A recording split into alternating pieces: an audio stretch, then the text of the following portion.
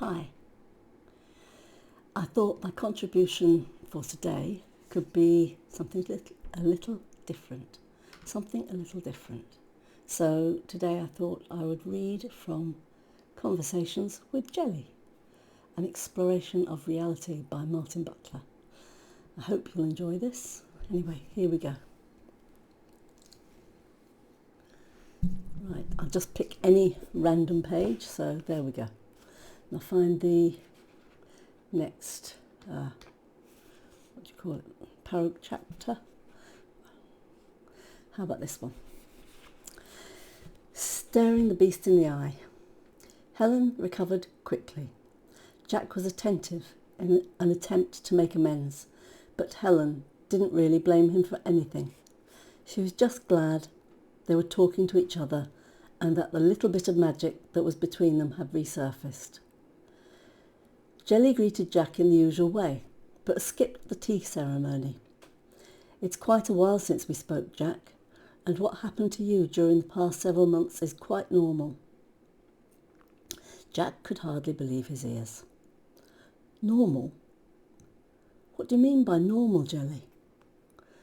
I've been a total bastard to Helen, and had I not been shocked out of it, I don't know where it would have ended.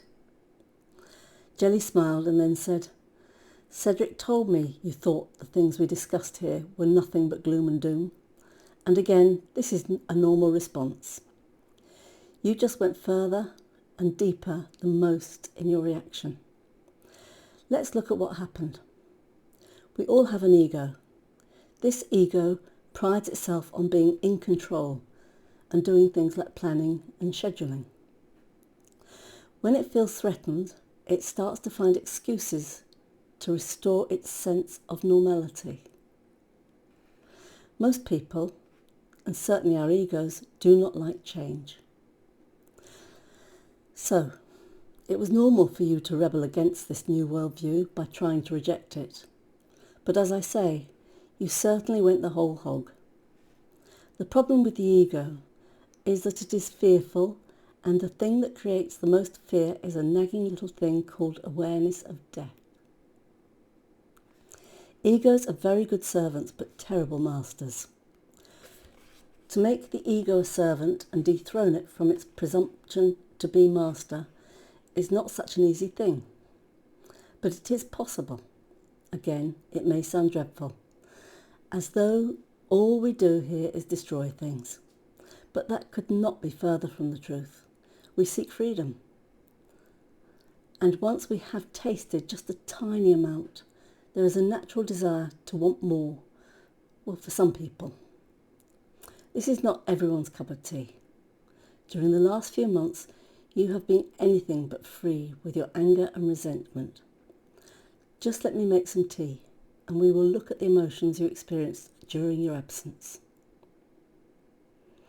Jelly disappeared into the kitchen, and Jack felt like a 3-year-old. Jelly had nailed it. Jack didn't want change. He was quite happy with his predictable routine, except he hadn't been happy with it at all. Okay, so if you want to know more, there's the book, Conversations with Jelly, an exploration of reality by Martin Butler. I love it. I read it again and again. So, I hope you enjoy it too.